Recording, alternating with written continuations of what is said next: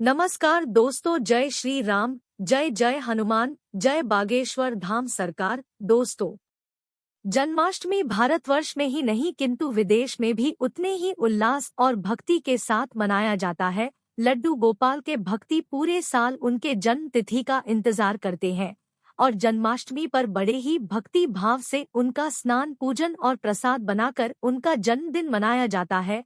हालांकि इस बार जन्माष्टमी पर बहुत सी असमंजस हो रही है। भक्तों के मन में कई सवाल हैं कि जन्माष्टमी 6 सितंबर को है या 7 सितंबर को। कई लोगों ने अलग अलग मत रखकर भक्तों को उलझन में डाल दिया है कि आखिरकार ठाकुर जी का व्रत कब रखना है, उनका जन्मोत्सव कब मानना है, उनकी आरती कब करनी है, सही मुहूर्त क्या होगा उनकी पूजा का। इसके चलते बागेश्वर धाम सरकार के पास भी भक्तों की ओर से इस तरह के कई प्रश्न रही हैं।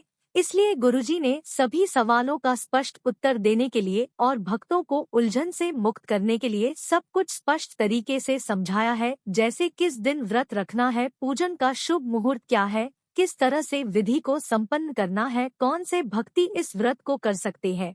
तो यदि आप भी इन सभी सवालों का उत्तर ढूंढ रहे थे तो इस वीडियो को अंत तक देखना ना भूले। दोस्तों, स्वागत है आपका पत्री भजन माला पर। आगे बढ़ाने से पहले वीडियो को लाइक और चैनल को सब्सक्राइब जरूर कर दे, जिससे कि श्री बागेश्वर बालाजी की कृपा आप पर सदैव बनी रहे। चलिए वीडियो में आगे बढ़ते हैं। गुरुजी बताते हैं कि श्री कृष्ण का जन्म अत्यंत ही शुभ घड़ी में हुआ था। उसे दिन बुधवार का दिन था और रोहिणी नक्षत्र में उनका जन्म हुआ और उसे दिन तिथि थी अष्टमी। श्री कृष्णा भगवान विष्णु के 8वीं अवतार है और उनकी तिथि भी सबसे अधिक वित्तीय थी। इस बार कई भक्ति इस उलझन में है कि कब लड्डू गोपाल का जन्मोत्सव मानना है। जन्माष्टमी की सही तारीख क्या है, 6 सितंबर या 7 सितंबर, क्योंकि इस दिन अष्टमी तिथि 2 दिन तक चलेगी और इसके अलावा रोहिणी नक्षत्र भी 2 दिन तक देखा जा सकता है। इस परेशानी में हमें जन्माष्टमी कब माननी चाहिए और किस दिन व्रत धारण करना चाहिए, इस पर सारे भक्ति असमंजस में पड़ चुके हैं।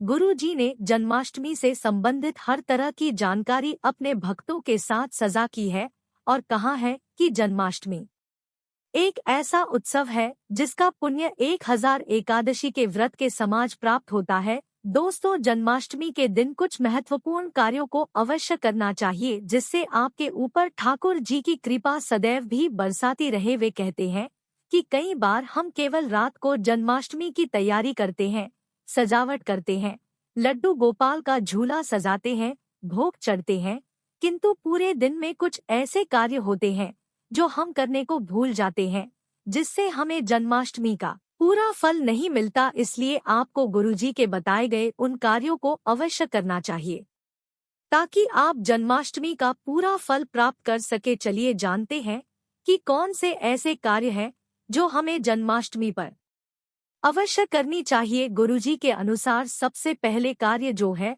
वो सुबह जल्दी उठकर गौशाला में जाना है। जी हाँ, यह बात किसी से भी छुपी नहीं है कि गौमाता ठाकुर जी को कितनी अधिक प्रिय है। यदि जन्माष्टमी के दिन गौ माता को याद नहीं किया जाए तो जन्माष्टमी की पूजा अधूरी मानी जाती है। जन्माष्टमी के दिन आपको गौशाला में अवश्य जाना चाहिए और हो सके तो गौ की सेवा करनी चाहिए। यह सबसे ज्यादा लाभकारी माना जाता है। गुमन 33 कोटि देवताओं का वास होता है, उनकी सेवा से आपके कई जनों के पाप नष्ट हो जाते हैं। जिन लोगों को रिस से छुटकारा नहीं मिल रहा है और लंबे समय से मुसीबत से परेशान है, तो गौ सेवा उनके लिए सबसे उत्तम है। गौशाला में गायों को भजन भी करवा और कुछ पैसे भी अवश्य दान करे। दूसरों महत्वपूर्ण कार्य है गौमूत्र का छिड़काव। जी हाँ दोस्तों, जब किसी घर में गौमूत्र से छिड़काव किया जाता है तो हमारे गोपाल इस कार्य से अधिक प्रसन्न होते हैं। जन्माष्टमी पर तो यह कार्य अवश्य ही करें। जी जगह पर आप ठाकुर जी पूजा करना चाहते हैं, वहां सबसे पहले गौमूत्र का छिड़काव करने के पश्चात पूजन करें। ऐसे में वो पूजा स्थल और भी पवित्र हो जाएगा। तीसरा महत्वपूर्ण कार्य है तुलसी का पूजन सबसे पहले करना। ठाकुर जी की पूजा में, उनके भजन में, उनके कार्यों में यदि आप तुलसी जी को शामिल करते हैं तो इससे ठाकुर जी अत्यधिक प्रसन्न होते हैं। इसलिए सुबह सबसे पहले उठने के बाद तुलसी की पूजा करें और कुछ पत्तियां जल में डालकर ठाकुर जी को अर्पण करें। इस कार्य को कभी भी ऐन भूले। तुलसी का पौधा ठाकुर जी के लिए सबसे प्रिय होता है। चौथ महत्वपूर्ण कार्य है जरूरतमंदों की मदद करना, भूखे को भोजन प्रदान करना, बीमारी की सेवा करना। श्री कृष्ण का जन्म लोक कल्याण के लिए हुआ था। उन्होंने लोक कल्याण के लिए भागवत गीता का निर्माण किया। गुरुजी कहते हैं कि यदि आप जन्माष्टमी के दिन किसी भी तरह से किसी भूखे गरीब या जरूरतमंद की मदद करते हैं तो इससे ठाकुर जी और अधिक प्रसन्न होते हैं। इसलिए जन्माष्टमी के दिन इस महत्वपूर्ण कार्य को करना नहीं भूलना चाहिए। अब बात करते हैं कि जन्माष्टमी की तारीख कौन सी है, 6 सितंबर या 7 सितंबर, और पूजा का शुभ मुहूर्त क्या होगा, किस दिन व्रत करना है। गुरुजी ने बताया है कि इस साल की जन्माष्टमी और भी महत्वपूर्ण है क्योंकि इस वर्ष जन्माष्टमी पर रोहिणी नक्षत्र का योग भी है और साथ ही बुधवार का शुभ दिन भी रहा है। गुरुजी कहते हैं कि अष्टमी तिथि बुधवार 6 सितंबर 2023 को दोपहर 3:37 बजे से शुरू होगी और यह तिथि 7 सितंबर 2013 को दिन के कर 14 बजे समाप्त होगी। इसका मतलब है कि इस वर्ष अष्टमी तिथि दोनों तक रहेगी, जिसके अंतर्गत दोनों तक ठाकुर जी का जन्मदिन मनाया जाएगा। रोहिणी नक्षत्र के कारण इस बार जन्मदिन मध्य रात्रि में मनाया जा रहा है, जो 12 बजे के बाद है। इसलिए जन्माष्टमी का शुभ मुहूर्त रात्रि 12:02 बजे से लेकर 12:48 बजे तक रहेगा। इस मुहूर्त में आप लड्डू गोपाल की पूजा, उनका स्नान और उनकी आरती कर सकते हैं। इस बार अष्टमी तिथि दोनों तक रहेगी, इसलिए व्रत रखना और जन्मदिन का आयोजन किस दिन करना है इसके बड़े में गुरुजी के अनुसार यदि आप गृहस्थ आश्रम से हैं, यानी कि आपकी शादी हो चुकी है, तो आपको जन्मदिन सितंबर को मानना चाहिए, और यदि आप इस्कॉन या वैष्णव समुदाय से जुड़े हैं तो आप 7 सितंबर को जन्मदिन माना सकते हैं। गुरुजी कहते हैं कि यदि आप जन्माष्टमी का व्रत रख रहे हैं तो इस साल आपको व्रत 7 सितंबर की सुबह से रखना होगा, क्योंकि रोहिणी नक्षत्र के कारण व्रत का पारण दूसरे दिन सुबह ही किया जा सकता है। हालांकि के लोग मध्य रात्रि में जन्माष्टमी का पूजन और आरती के पश्चात अपना व्रत तोड़ लेते हैं, लेकिन यदि आप व्रत का पारण पूरे शास्त्रों के अनुसार करना चाहते हैं तो आप अपने व्रत को 7 सितंबर सुबह 6:02 पर ही खोल रात्रि को ठाकुर जी का प्रसाद आप अवश्य ग्रहण कर सकते हैं। आइए अब बात करते हैं पूजा विधि की। गुरुजी कहते हैं कि जन्माष्टमी की पूजा विधि के अनुसार सबसे पहले ठाकुर जी को स्नान कराया जाता है। स्नान के लिए दूध, दही, शहद, केसर और घी का उपयोग किया जाता है।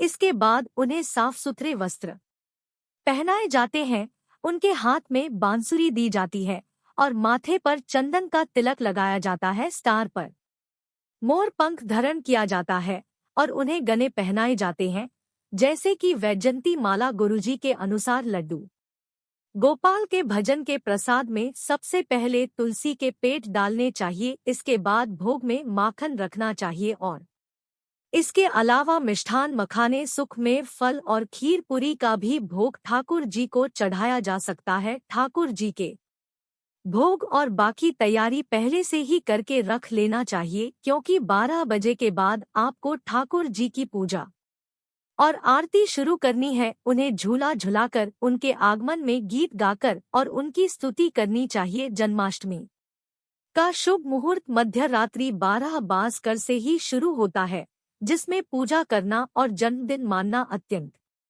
शुभ माना जाता है। हालांकि ध्यान दें कि 6 सितंबर को केवल गृहस्थी आश्रम के व्यक्तियों को जन्माष्टमी माननी चाहिए और वैष्णव समुदाय के या इस्कॉन से जुड़े भक्तों को 7 सितंबर को जन्माष्टमी माननी चाहिए। तो आशा करते हैं दोस्तों कि इस वर्ष जन्माष्टमी की तिथि को लेकर जो भी असमंजस बा कटन में चल रही थी, अब इस वीडियो के बाद समाप्त हो गई होगी। दोस्तों, क्या आप बागेश्वर धाम नहीं पहुंच पा रहे हैं? क्या आप अपने घर से ही बागेश्वर धाम मंदिर की अर्जी लगाना चाहते हैं?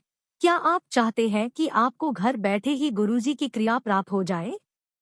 तो फिर आप ये उपाय कर लीजिए, घर बैठे ही कृपा पहुंच जाएगी। जी हाँ दोस्तों, गुरुजी ने कुछ उपाय बताए हैं उनके लिए जो लोग घर बैठे ही अर्जी लगाना चाहते हैं। तो चलिए जानते हैं कि गुरुजी ने क्या बताया है। पूरी जानकारी के लिए स्क्रीन पे दिए गए इस वीडियो पे जल्दी से क्लिक करें और हाँ, कमेंट बॉक्स में जय श्री राम, जय हनुमान, जय बागेश्वर धाम लिखना न भूलें।